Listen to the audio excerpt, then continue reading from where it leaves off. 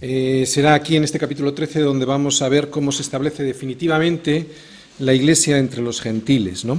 El peso de la responsabilidad de la evangelización ya pasa de la Iglesia de Jerusalén a la Iglesia de Antioquía, ¿no? De los judíos a los gentiles. Hay que recordar que en Hechos 11, seguro que os acordáis, Lucas nos decía que hubo una gran hambre en Jerusalén y los hermanos de la Iglesia de Antioquía habían, cada uno conforme a lo que disponían, ¿no? a lo que tenían, determinaron enviar socorro a los hermanos en Jerusalén, ¿no? Porque había una gran hambre.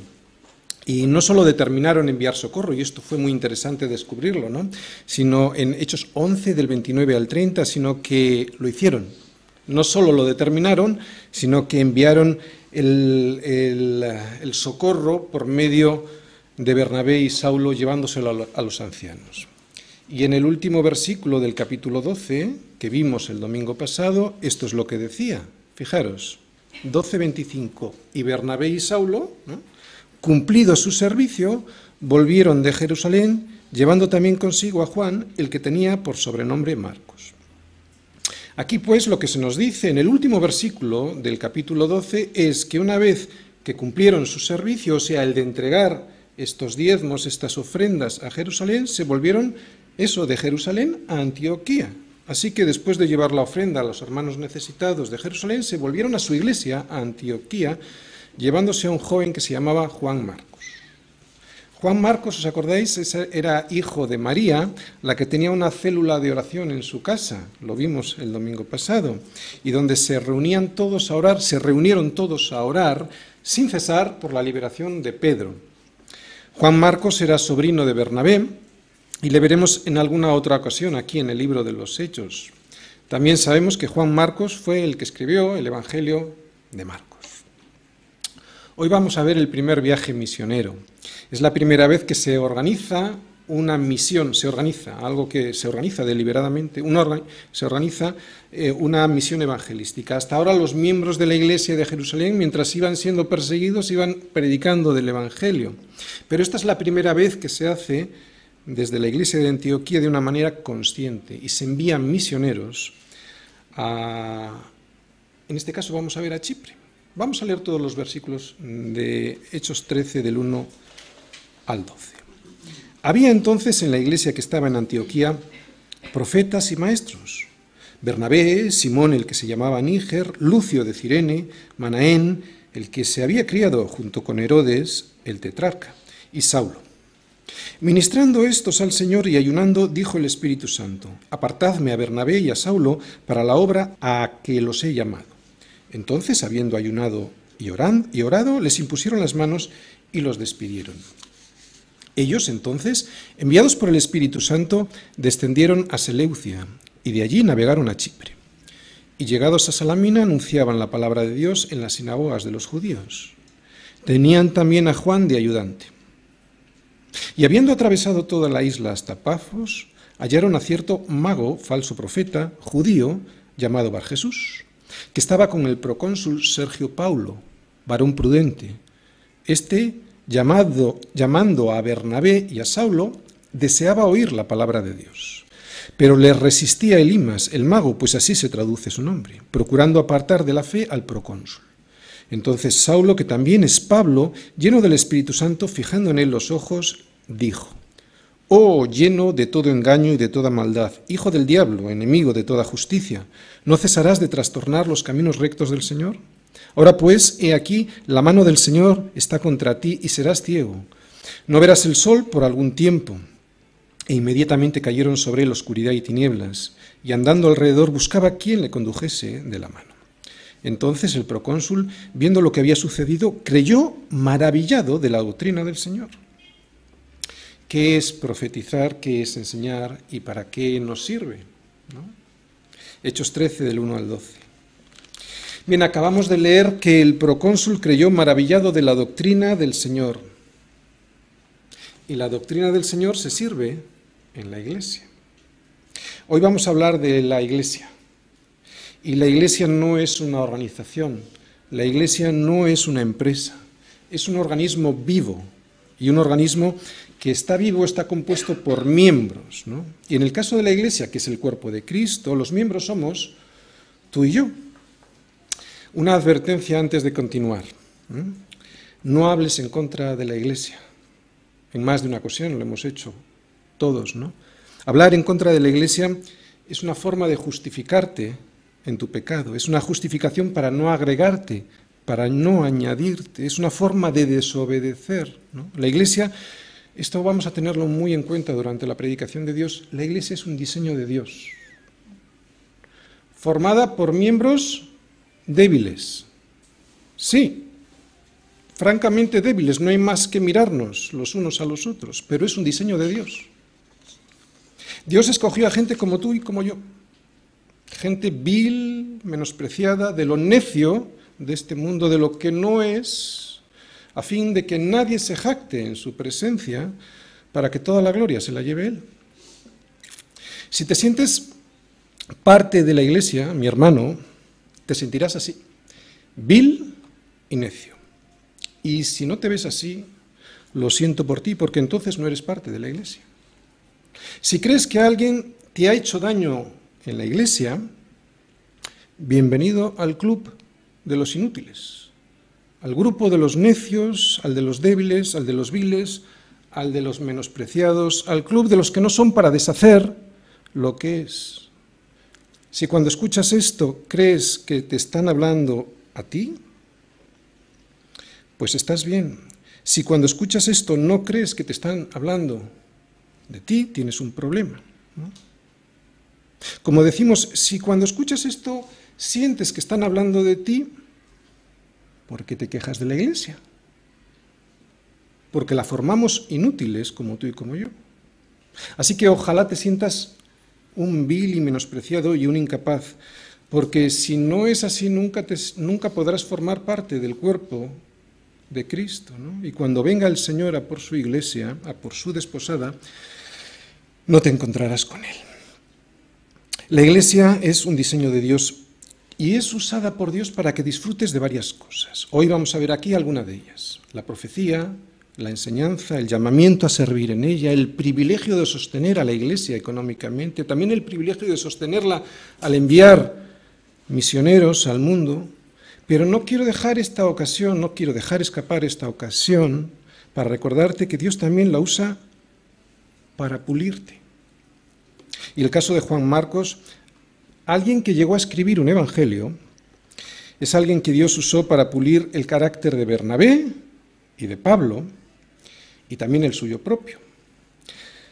Esto no lo vamos a ver hoy, lo veremos más adelante, porque de Juan Marcos vamos a ver alguna cosita en este libro de Hechos.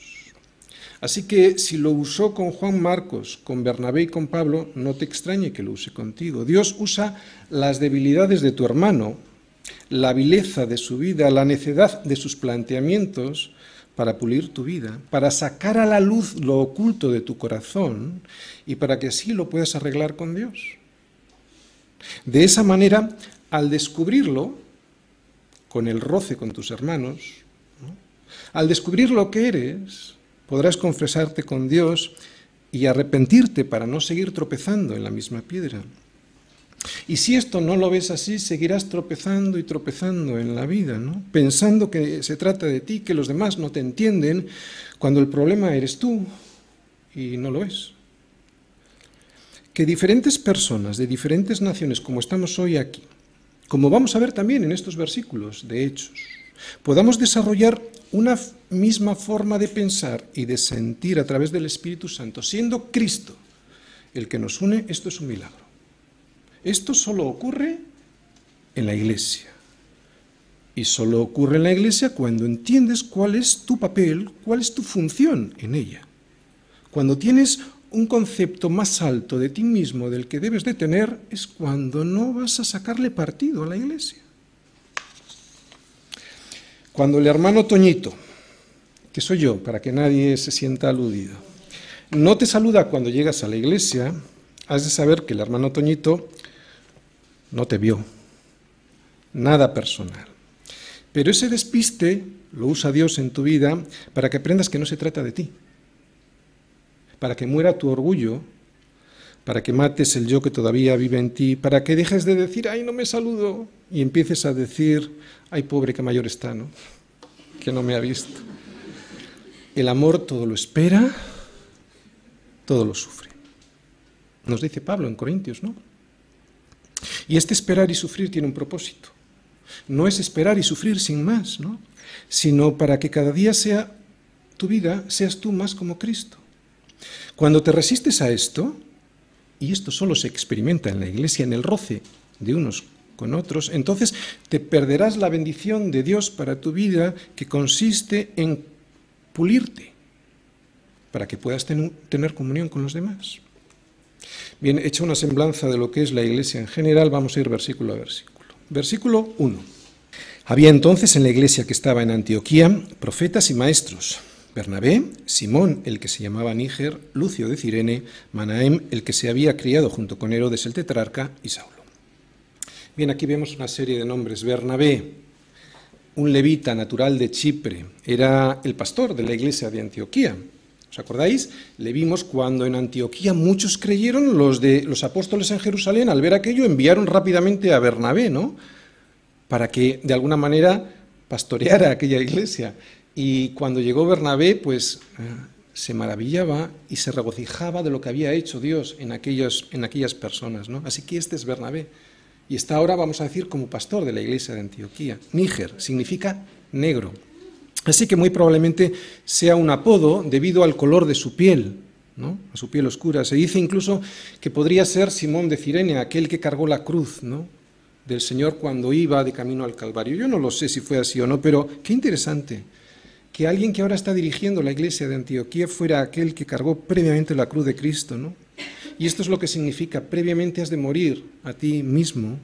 Esto es lo que significa ser un seguidor de Cristo. Tomar la cruz cada día para poder seguirle. Y recuerda lo que es la cruz.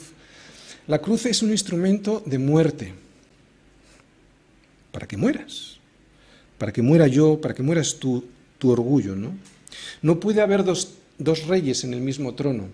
O estás tú y tu orgullo, o está el Señor Jesucristo.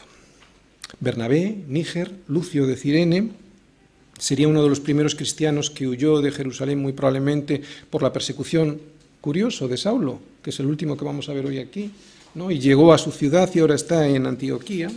Manahem creció junto a Herodes. Qué curioso.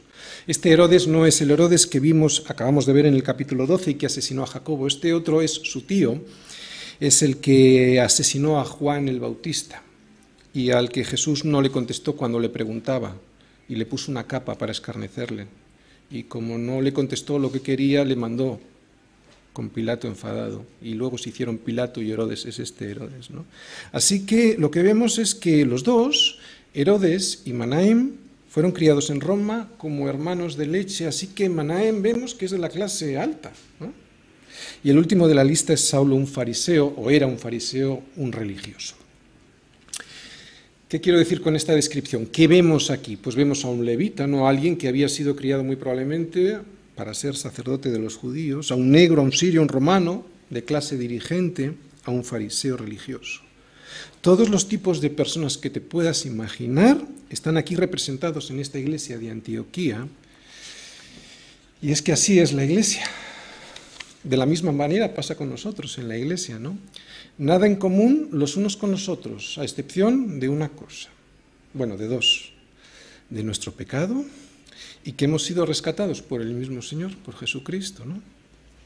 Ni nuestros estudios, ni nuestra cultura, ni nuestras familias, ni nuestros países, ni nuestros amigos, ni nuestra clase social, ni nuestra edad, nada de eso es lo que nos une, sino nuestro pecado y aquel que nos liberó de la esclavitud de Asia, de África, de Europa.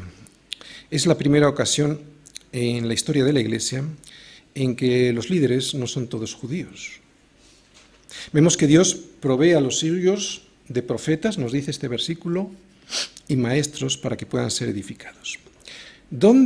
¿A dónde son enviados estos profetas y maestros? Pues a la iglesia. De ahí la importancia, y por eso he explicado antes lo de la iglesia, de ahí la importancia de pertenecer al cuerpo de Cristo, porque si no, te perderás las bendiciones que Dios envía a su iglesia. Tengo conocidos muy cercanos, incluso familia, que dicen que pueden vivir sin la Iglesia porque la Iglesia les ha hecho mucho daño. Es imposible. Dios envía a su Iglesia a profetas y maestros para que tú seas edificado. ¿Qué es un profeta? Es aquel que proclama el mensaje de Dios.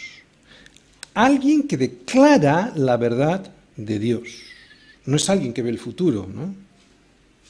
¿O sí?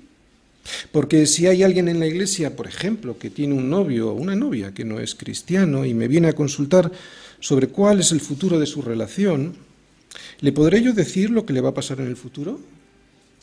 Claro que sí. ¿Y eso es porque soy adivino? No, eso es porque está declarado en la Escritura. Te profetizo que lo vas a pasar mal. Te profetizo que no es lo que Dios quiere para ti. Te profetizo que estás desobedeciendo, te profetizo que los problemas se te van a acumular y te termino por profetizar que tu corazón va a quedar irremediablemente hecho añicos. Pero hay más, si persistes en este error hasta llegar al matrimonio, lo que te he profetizado te lo vuelvo a profetizar, pero ahora con muchísimo más dolor para ti y para tus hijos, ¿no? Si es que los tienes. Ellos van a pagar el error tuyo y eso va a multiplicar tu dolor. ¿Soy vidente? No, soy profeta. Profetizo a través de la Escritura lo que Dios quiere para su pueblo. Y en este caso lo que Dios quiere para su pueblo es que no te unas en yugo desigual. Así dice el Señor. Por eso soy profeta. Así que todo pastor en algún sentido es un profeta. Y hay de aquel pastor que no sea un profeta. Si yo sabiendo el cáncer que declara la Escritura, ¿no?, sobre cualquier tema, no lo declaro, no lo proclamo, no lo advierto, no lo profetizo, ay de mí. Tengo que proclamarte la verdad y esto es profetizar. Muy probablemente esta iglesia nunca tenga una gran cantidad de miembros debido a esto mismo, que desde este púlpito se profetiza. Aunque no se profetiza de la manera que tanto le gusta por ahí a la gente, ¿no?, como adivinos del futuro. Claro, sobre temas que no nos afectan, sobre temas a los cuales no tenemos que obedecer. Con todo mi amor y para terminar con un tema que me produce mucho dolor, reconozco que hay algo que no entiendo. En mi época, cuando yo era más joven, no recuerdo que hubiéramos tenido este problema. Sabíamos que debía ser así. No solo sabíamos que debíamos de cumplir con el mandato del Señor, sino que deseábamos hacerlo. De hecho, no es que fuera para nosotros una obligación, es que era para nosotros una necesidad. Necesitábamos a alguien creyente a nuestro lado, no podíamos vivir de otra manera. Era natural en nosotros. Lo contrario era lo antinatural. Fueron muy pocos los que, permaneciendo en la fe, se apartaron de este mandamiento. Tan pocos que yo no recuerdo a ninguno. Y los que recuerdo se apartaron de la fe.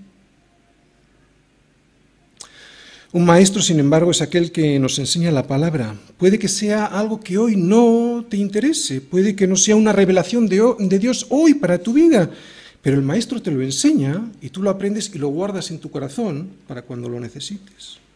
Así que un profeta es aquel que dice, así dice el Señor, como decían en el Antiguo Testamento, pero ahora con las Escrituras en la mano, ¿no?, con la palabra profética más segura, como nos dice Pedro en 2 de Pedro 1:19. Y un maestro es el que te descubre los secretos escondidos en su palabra, ¿no?, para que los conozcas y los guardes en tu corazón. Vemos pues que la profecía y la enseñanza son necesarias, y son necesarias para andar conforme a la voluntad de Dios. Por eso es necesaria la iglesia, porque la profecía y la enseñanza se dan en la iglesia del Señor, no fuera del cuerpo de Cristo. Así lo ha establecido el Señor porque es un diseño del Señor. Dice ese versículo, había entonces en la iglesia que estaba en Antioquía profetas y maestros, ¿no? Así que en la iglesia, como vemos ahí, es a donde envía el Señor profetas que te declaran la verdad de las Escrituras, por mucho que nos duela esa verdad y para que obedezcamos a esa verdad, y maestros que nos desvelan los secretos que están escondidos en la Escritura, ¿no?, en las enseñanzas generales de Dios para nuestras vidas. Versículo 2 y 3. Ministrando estos al Señor y ayunando, dijo el Espíritu Santo, apartadme a Bernabé y a Saulo para la obra a que los he llamado. Entonces, habiendo ayunado y orado, les impusieron las manos y los despidieron.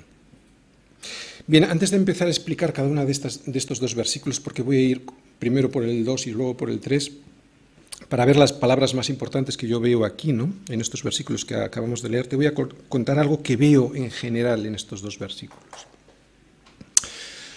Los pastores salen de la propia iglesia. No entiendo eso de contratar pastores.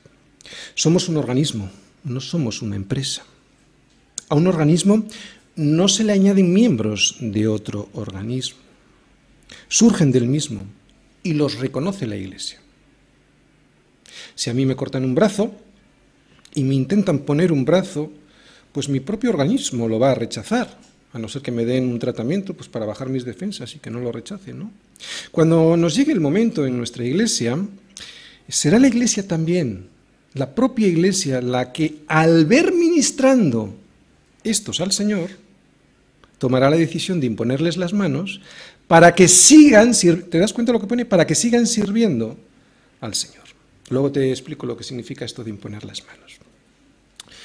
Lo vemos con los pastores y lo vemos con los diáconos también. ¿Os acordáis? Lo vimos en Hechos 6, versículo 3. Decían los apóstoles, cuando surgió el problema de las mesas de las viudas, que no había forma de sacar el trabajo adelante, ¿no? Pues para buscar diáconos, servidores, decían los apóstoles, buscad pues, hermanos, de entre vosotros a 7 varones de buen testimonio, llenos del Espíritu Santo y de sabiduría, a quienes encarguemos de este trabajo. Así que tanto la diaconía, que vemos en Hechos 6, como el pastorado, han de salir de la propia iglesia. Tan ridículo es contratar músicos de fuera, ¿no?, para la alabanza, como pastores que no hayan salido del mismo cuerpo de Cristo. Tampoco nadie se pone como pastor, ¿no? Sin más, los pastores surgen de la iglesia y son reconocidos por la iglesia y han de ser enviados por la iglesia. Y aquí estamos viendo cómo toda la iglesia de Antioquía, ¿no?, está enviando a abrir nuevas iglesias a aquellos, ¿quiénes? A aquellos que ya estaban sirviendo. Bien, vamos a ver primero el versículo 2, que dice: ministrando estos al Señor y ayunando, dijo el Espíritu Santo, apartadme a Bernabé y a Saulo para la obra a que los he llamado. Ministrar es servir, ¿no? Y dice al Señor. Mira, cuando alguien sirve al pastor o a otra persona en la iglesia porque ve una necesidad en esa persona, eso no es servir al Señor, eso es ayudar. Y ayudar está bien, ¿no? Hay que ayudar, pero servir al Señor es algo más que eso. Y hay que entenderlo muy bien para no llevarnos chascos en el servicio, ¿vale?, en la iglesia. Si yo te sirvo a ti, terminaré defraudado, seguro. Tú no me salvaste, tú no me redimiste, tú no moriste por mí. Pero hay cómo cambian las cosas cuando sirvo al Señor, no te sirvo a ti. ¿Y cuál es la diferencia entre ayudarte a ti y servir al Señor? Pues muy sencillo. Voy a poner un ejemplo. Cuando alguien en la iglesia me ayuda a colocar las sillas y lo hace para ayudarme a mí, aunque está muy bien, está desenfocado. Tarde o temprano buscará una compensación mía. Sin embargo, cuando esa persona, al colocar las sillas, lo hace sirviendo al Señor, al que murió por él, a quien le rescató del hoyo en el que estaba, entonces la cosa cambia radicalmente. Cuando yo sirvo al que está viviendo en ti y no a ti, lo vuelvo a repetir, cuando yo sirvo al que está viviendo en ti y no a ti, entonces estoy sirviendo al Señor. Si mi ministerio, ahora hablo de mí, estuviera basado en servir a los hombres y a las mujeres de la iglesia y no al Señor, en el mismo instante en el que alguien me critique o que no me tenga en cuenta, mi servicio se vería afectado. Yo lo hago para el Señor. Por eso, cuando alguien no valora mi trabajo, mi motivación no se va a ver afectada, y eso es porque mi motivación es Dios, y no lo hago para el reconocimiento de la gente, no lo hago para servir a la gente, lo hago para servir a Cristo que vive en la gente. Jesús comenzó su ministerio ayunando, ¿no? Ahora vamos a ver la otra palabra, el ayuno. Al igual que la oración, no consiste en forzar a Dios para que haga mi voluntad, ¿no?, mis deseos. Más bien es prepararme yo para poder llevar a cabo su voluntad en mi vida. Es preparar mi cuerpo para poder escuchar mejor lo que Dios tiene que decirme claramente, ¿no? Y así poder hacer su voluntad de una manera más fiel. Se trata, el ayuno, de estar más sensible a lo que Dios quiere decirme. Como decimos, no es un chantaje a Dios, es una preparación para escucharle mejor. La oración me orienta, me conecta con Dios. El ayuno me desorienta, me desconecta del mundo. ¿Entendéis? Se ayuna para orar mejor, no para demostrarle a Dios qué bueno que soy. Orar y ayunar se hacen conjuntamente. De hecho, cuando uno ayuna, lo hace para orar, ¿no? Para decirle a Dios, pues no quiero escuchar al mundo, solo te quiero escuchar a ti, ¿no? Dame dirección, guíame, porque sé que si no mi vida será un fracaso. El ayuno, junto con la oración, se hace cuando uno no sabe cómo resolver un asunto o cuando lo sabe, cuando sabe cómo resolverlo, tener fuerzas para poder llevarlo a cabo. Y vemos que mientras estaban ministrando, que es una de las palabras, a la iglesia y ayunando, el Espíritu Santo les llamó a una obra apartándolos. Esta es otra palabra que yo os quería comentar. Fijaros, no los apartaron ni les llamaron para la obra los miembros de la iglesia, sino que fue el Espíritu Santo. El llamado lo hace el Espíritu Santo, el apartamiento lo hace el Espíritu Santo y el envío lo hace el Espíritu Santo, lo vamos a ver en el versículo 4, ¿no? La iglesia solo confirma, solo certifica lo que ya era evidente para todos. ¿Qué era evidente para todos? Que estaban sirviendo. Hay un llamamiento general para todos, ¿no? Todos hemos sido llamados para darle la gloria a Dios y predicar el Evangelio a todo el mundo. Pero hay llamados específicos a cada uno de nosotros. Y necesitamos ser sensibles a la voz de Dios para poder escuchar este llamado específico, ¿no? Necesitamos saberlo. ¿Sabes por qué? Porque si no, nuestra vida no tendrá ningún propósito. Todos hemos sido llamados para algo, para servir al cuerpo de Cristo, para servir en la iglesia, y será entonces cuando realmente tendremos gozo.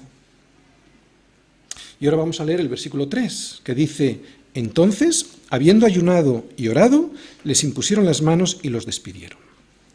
Bien, decíamos que es el Espíritu Santo quien llama, quien aparta y quien envía. Entonces, ¿qué es lo que hacen los miembros de una iglesia? Pues, como hemos dicho antes, certifican lo evidente, ¿no? Confirman lo que ya se ve, cubren lo que ya están viendo. La imposición de manos es tan solo un gesto, una expresión externa de algo que ya llevaba tiempo ocurriendo en la iglesia. Bernabé y Saulo llevaban ya tiempo ministrando, llevaban ya tiempo siendo cubiertos por la iglesia. Hemos dicho que es el Espíritu Santo, porque lo dice la Escritura, quien llama, quien aparta y quien envía a los que ministran al Señor. Y ahora los miembros de la iglesia, de Antioquía en este caso, solo confirman lo evidente. Confirman, cubren y despiden. Y aquí despedir, claro, no es echarles fuera de la iglesia, sino acompañarles hasta la salida y sostenerles en el viaje, ¿no? Sostenerles económicamente, logísticamente, espiritualmente, en oración, etc. Mi ordenación pastoral no hizo en mí nada especial, no imprimió un carácter diferente al que ya tenía, no me impusieron las manos para otorgarme algún tipo de poder especial y diferente. Mi ordenación pastoral consistió en imponerme las manos y orar por mí como expresión externa de algo que ya llevaba tiempo sucediendo en la iglesia de Bilbao, que yo ministraba al Señor. No a los miembros de la iglesia de Semilla, sino al Señor que vive en los miembros de Semilla. Tampoco en estos versículos vemos que se votó nada, ¿no? Las iglesias que votan sobre estos temas no están bien enfocadas, no conocen las Escrituras, se han dejado influir por el mundo y les parece muy democrático el votar, pero el llamamiento es una cuestión del Espíritu Santo, no es una cuestión de democracia. El llamamiento lo hace el Señor a través del Espíritu Santo. La iglesia lo único que hace es confirmar lo evidente, ¿no? Confirmar ese llamamiento. Confirma algo que para sus miembros es bastante obvio. confirman que Bernabé y Saulo están ministrando y sirviendo al Señor. El llamamiento tampoco es un asunto de voluntariado, ¿no? ¿Quién sale a servir al Señor? ¿No? Pues yo, como no sale nadie, no es un asunto de voluntariado, evidentemente no, es Dios quien llama y lo hace a través del Espíritu Santo. Decíamos que Bernabé es el pastor principal de la iglesia de Antioquía y Pablo era su copastor, ¿os acordáis? Bernabé, al ver tanto trabajo, se fue hasta Tarso a buscar a Pablo, sabiendo que era, el mejor evangelizando a los gentiles, ¿no? Así que vemos que Bernabé, el pastor, Saulo, el copastor, de alguna manera, ¿no? Toda esta iglesia estaba enfocada en que sus pastores pudiesen hacer la obra a la cual habían sido llamados. ¿Cómo lo hacían? Pues orando y proveyendo para su viaje. Versículo 4. Ellos entonces, enviados por el Espíritu Santo, descendieron a Seleucia y de allí navegaron a Chipre. Bien, veis ahí que desde Antioquía, ¿vale?, llegan a Seleucia, que no está aquí puesto, pero es justo en la costa, ¿vale? Antioquía estaba en las montañas, llegan a Seleucia, que es en la costa, ¿de acuerdo?, para de allí navegar hasta Chipre. Bernabé era de Chipre, y así que muy probablemente, pues como era de Chipre y conocía bien la zona, empezaran por donde Bernabé tendría más conocimiento. El Espíritu Santo usa nuestro sentido común, ¿no?, cuando estamos descansando en el Señor. Si no estamos descansando en Él, si estamos en pecado, si no deseamos servir de verdad al Señor, entonces nuestro corazón, que es engañoso y perverso más que todas las cosas, nos llevará a donde no debemos de ir. Para que podamos escuchar la voz del Espíritu Santo en nuestro corazón, debemos tener un corazón, ¿cómo? Lo sabemos todos, un corazón limpio, ¿verdad? Limpio de nuestros propios proyectos personales, limpio de nuestras opiniones, limpio de nuestros propios deseos, y el corazón se limpia con la palabra de Dios. Si llegamos a limpiar nuestro corazón con la palabra de Dios, si conseguimos que nuestro corazón esté vacío de nuestros proyectos personales, de nuestros anhelos personales, ¿no?, es entonces cuando podremos escuchar de verdad la voz del Espíritu Santo, voz que casi siempre, por cierto, irá en contra de nuestras propias ambiciones personales. Versículo 5. Y llegados a Salamina, ¿veis ahí Salamina?, anunciaban la palabra de Dios en las sinagogas de los judíos. Tenían también a Juan de ayudante. Bien, cuando Pablo llega a un sitio, siempre empieza a evangelizar a los judíos. Hay gente que piensa que esto es un error, no una desobediencia de Pablo. Yo no estoy seguro, pero no lo creo así. Y si estoy en lo cierto, esto me enseña una cosa. Primero, a los de casa. Luego a los de fuera. Primero Jerusalén, luego Judea, Samaria y hasta lo último de la tierra. No, primero mi familia, después tus amigos. Esto, además de ser bíblico, tiene sentido, ¿no? O precisamente tiene sentido porque es bíblico. Puede ocurrir, y ocurre muchas veces, que la familia, Jerusalén, no quiere saber nada. Pues bien, eso también le ocurría muchas veces a Pablo, ¿no? Pero primero los de casa. No te vayas al África, lo he dicho muchas veces, cuando tienes a tu familia y a tus hijos desatendidos. En el versículo 2 vimos que el Espíritu Santo les dijo que apartaran a Bernabé y a Saulo para la obra a que los he llamado. ¿A quién se llevaron? A Juan Marcos. Esto trajo problemas en este viaje y muchas heridas entre Bernabé y Saulo. Lo veremos más adelante porque esto lo vamos a ver en el libro de los Hechos en capítulos posteriores. De hecho, el próximo domingo veremos algo de esto. Heridas que serían muy difíciles de curar y que tardaron mucho tiempo en ser curadas. No se sabe a ciencia cierta qué pasó entre ellos, ¿no? Es muy probable que Juan Marcos no soportara pues, la presión del viaje, los peligros del viaje y todas las dificultades de la misión. Se emocionó, muy probablemente quiso seguir un llamado que no era el suyo, y esto es algo también para nosotros, ¿no? Hay que seguir nuestro llamado, no un llamado que vemos en el de enfrente, ¿no? O por lo menos no era su tiempo, porque luego Juan Marcos escribió un evangelio, claro que estaba llamado, de hecho todos estamos llamados. Podría no haber sido su tiempo, yo no lo sé. Algo, de todas formas, que provocó retrasos en esta misión, provocó desajustes, disensiones y finalmente enfado y separación en el trabajo misionero entre Bernabé y Saulo y Pablo, ¿no? Vamos a leer el versículo 6 hasta el 8 ahora. Y habiendo atravesado toda la isla hasta Pafos, veis ahí que van hasta Pafos, hallaron a cierto mago, falso profeta, judío llamado Barjesús, que estaba con el procónsul Sergio Paulo, varón prudente. Este, llamando a Bernabé y a Saulo, deseaba oír la palabra de Dios. Pero le resistía Elimas, el mago, pues así se traduce su nombre, procurando apartar de la fe al procónsul. Barjesús era su nombre en arameo y significa hijo de Jesús. Elimas, que era el nombre que usaba con el procónsul, en griego significa hombre sabio. Barjesús, pues, era mago, un hechicero, ¿no? Alguien que hacía señales. Era un falso profeta, y ya hemos hablado de lo que es profecía, o sea, alguien que declaraba, pero en este caso mentiras, y de parte de Dios. Y judío, alguien que sabía que todo esto que hacía, la hechicería y profetizar, sin haber sido llamado, estaba castigado por Dios. Escucha esto sobre la hechicería. No sé si aquí hay alguien que está en ello, pero lo voy a decir. Todos aquellos que practican tales cosas, así como los que les consultan, léete Apocalipsis 21:8, pero los cobardes, los incrédulos, los abominables y homicidas, los fornicarios y los hechiceros, los idólatras y todos los mentirosos tendrán su parte en el lago que arde con fuego y azufre, que es la muerte segunda, ¿no?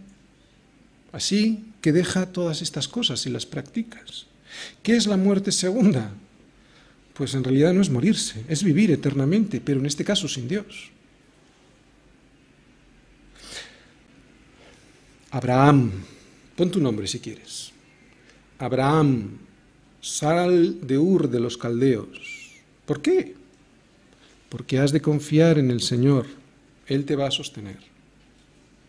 Abraham, dale la espalda a la mentira, dale la espalda a la fornicación, dale la espalda a la hechicería. Esto es fe.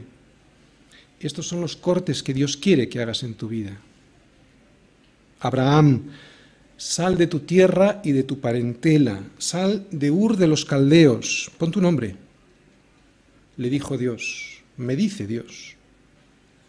¿Por qué Dios le habrá dicho que saliera de su casa?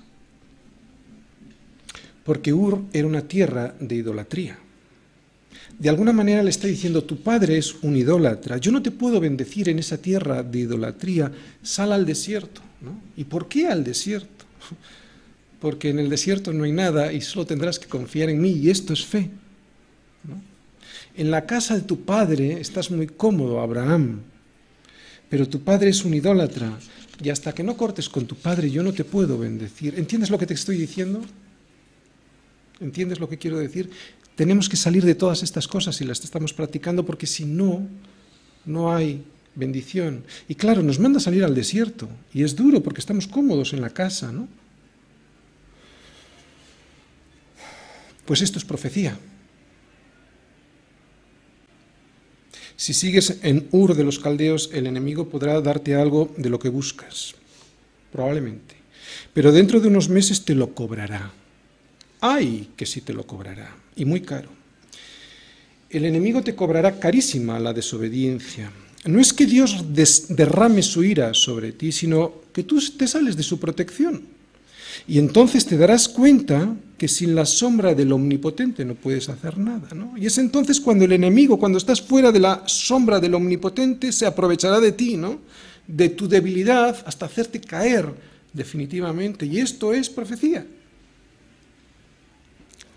La descripción de Barjesús, mago, falso profeta, es una muy buena manera de detectar a alguien que te va a apartar del camino del Señor, ¿no? Alguien que hace señales o que no los hace, pero que no te presenta la palabra de Dios. El procónsul Sergio Paulo deseaba oír la palabra de Dios, y Barjesús no solo no se la ofrecía, sino que se resistía a que los demás se la enseñasen. Cuando deseas oír la palabra de Dios es cuando resulta muy fácil identificar a los falsos profetas. Hagan o no señales, nunca te enseñarán la palabra de Dios.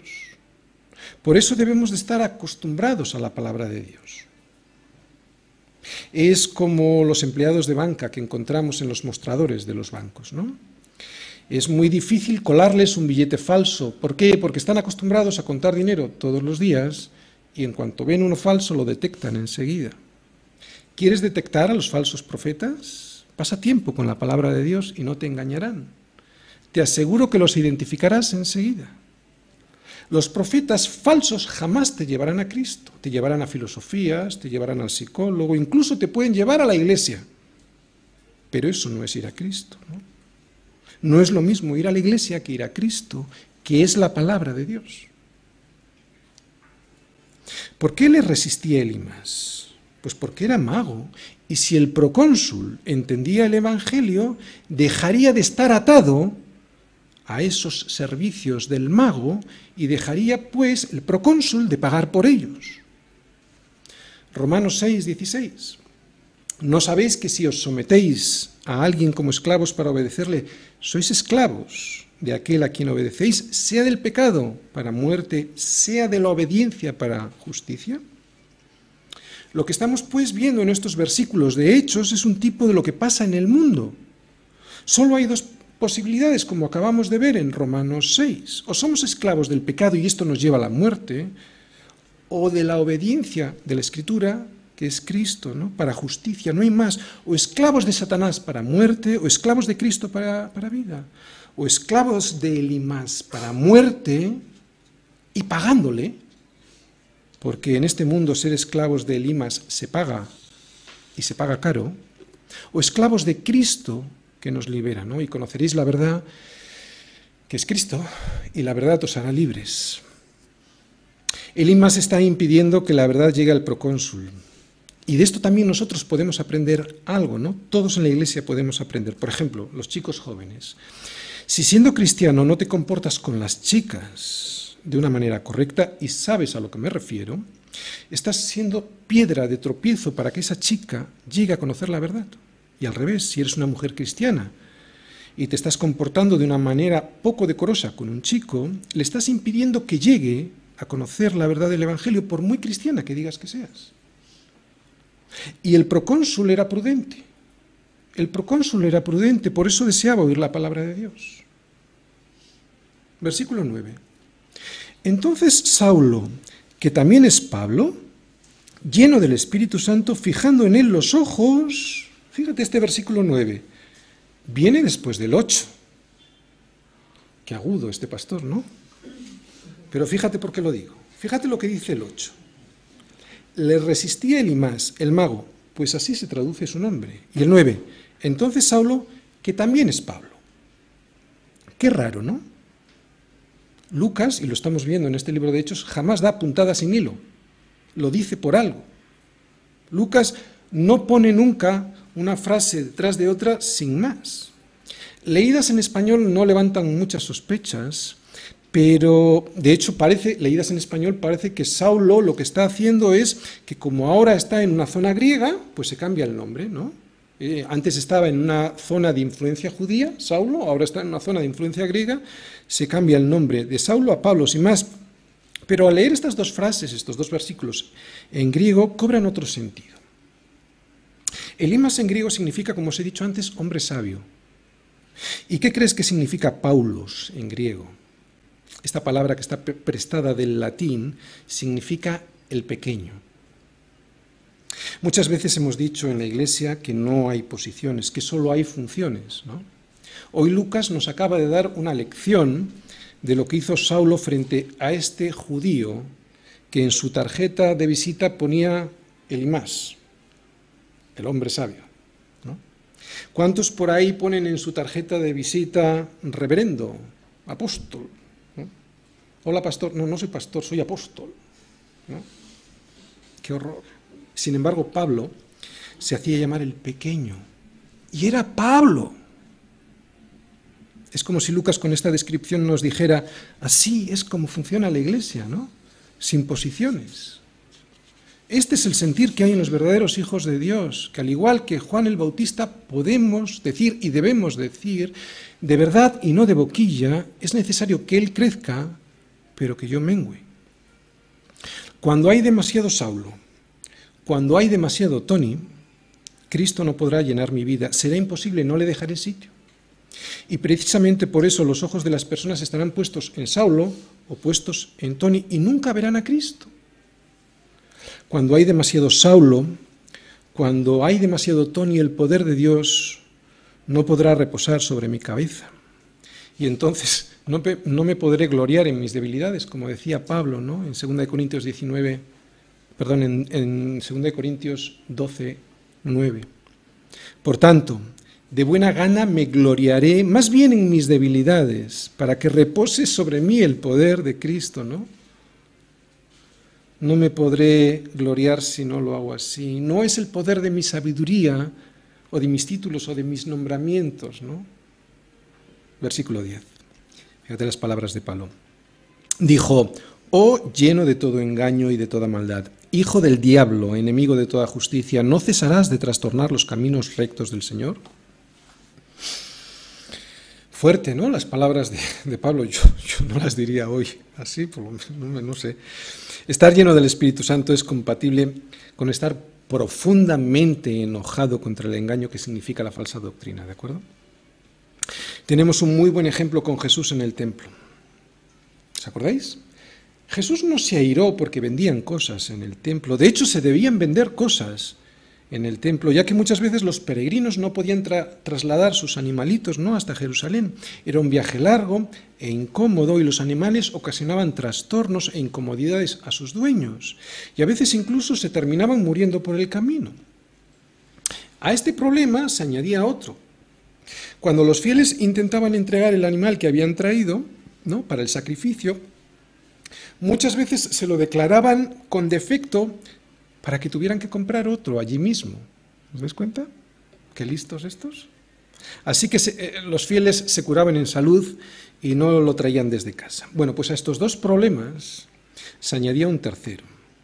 En el templo había que pagar con moneda judía, no con moneda extranjera, que era la que traían los peregrinos desde sus países. Así que había otro negocio aquí con la corrupción en el cambio, ¿no?, ya que en el trueque los cambistas se quedaban con muy buena parte. Y todo esto ocurría en el templo. Así que el problema que tuvo Jesús no fue con la actividad de la venta, sino con el negocio fraudulento de los cambistas y de los vendedores, ya que unos hacían trampa, ¿no?, con el cambio, con la moneda, y otros aumentaban el precio de los animalitos, y esto ocasionaba, y es a lo que yo quiero llegar y por lo que se enfadó Jesús, y lo que tiene conexión con hechos que estamos viendo hoy, esto ocasionaba que las personas no pudiesen hacer su sacrificio y por lo tanto no pudiesen tener, y subraya esto, su relación con Dios a través del sacrificio. Os voy a poner un ejemplo. Este peregrino, por ejemplo, vendía su corderito por 100 euros en su casa, ¿no?, en su pueblo, para que al llegar a Jerusalén, con ese dinero, poderse comprar otro corderito. Pero al llegar allí no le cobraban 100, sino le cobraban 150, y además, como debía cambiar el dinero, encima había un sobreprecio todavía, más pérdida, ¿no? Por eso es por lo que se enfadaba Jesús. Y esto tiene que ver, como os digo, con lo que estamos viendo en Hechos. Debemos tener mucho cuidado con no ser piedra de tropiezo a otras personas que, queriendo saber y queriendo llegar a Jesús como el procónsul, seamos los que les impidamos tener una relación con Él, por nuestro comportamiento. Es lo que estoy intentando explicaros, ¿no? Pablo le llamó hijo del diablo, y la Escritura nos dice que solo hay dos padres en este mundo: o somos hijos de Dios o somos hijos del diablo. La Escritura no da más opciones. Y saber si somos hijos del diablo no es tan difícil, es fácil, fíjate. Si somos hijos del diablo, haremos los deseos de nuestro padre, el diablo. Fornicación, adulterio, iras, contiendas. Y lo importante, todo esto sin arrepentimiento, con la mano en la cadera. Cuando hay alguien como este hombre que solo ofrece resistencia para que otros lleguen al conocimiento del Señor, hasta hay que apartarlo. Y si es necesario, enojado. Versículo 11. Ahora pues, he aquí la mano del Señor está contra ti, serás ciego y no verás el sol por algún tiempo. E inmediatamente cayeron sobre él oscuridad y tinieblas, y andando alrededor buscaba a quien le condujese de la mano. No es Pablo, es el Señor quien está contra Elimas. No fue Pablo quien le cegó, fue el Señor. Es como si Pablo le dijese lo siguiente a este hombre: esto es lo que Dios tuvo que hacer conmigo para que pudiera ver de verdad, a ver si contigo funciona, ¿no? ¿Os acordáis? En Hechos 9, ¿no? En la conversión de Saulo. Dios le deja temporalmente a este Alimaz ciego temporalmente para que la luz realmente de lo que hace Elimás se vea. ¿Y qué es lo que se ve?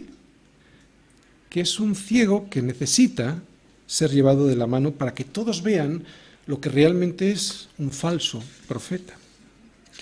Bien, cuando viene de Dios, esta ceguera es pura misericordia.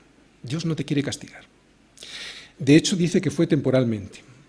Que Dios deje a alguien ciego, espiritualmente hablando, es para que se dé cuenta que todo lo que era antes era pura apariencia de sabiduría.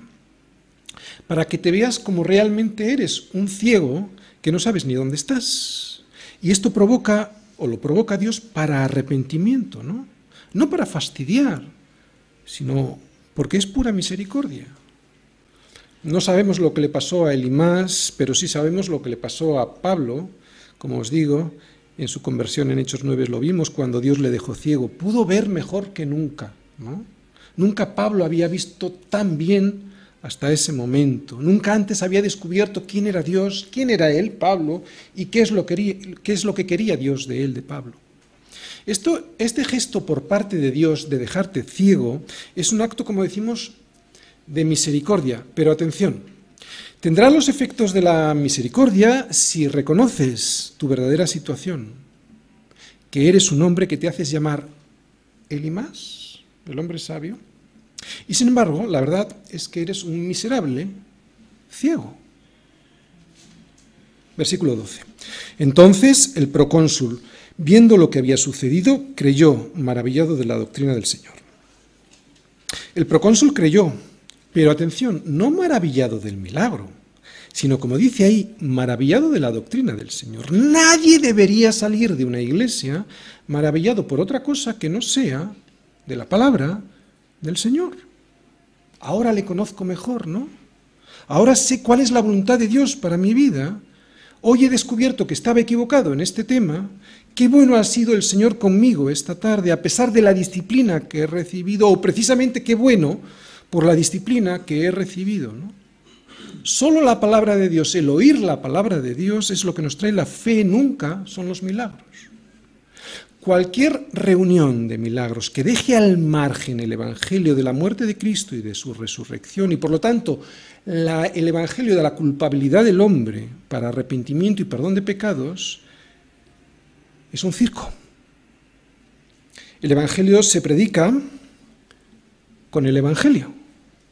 Y cuando hay un milagro que hace el Señor, no Pablo, entonces solo apunta a un lugar, a Cristo. Dice ahí que el procónsul creyó, maravillado de la doctrina del Señor.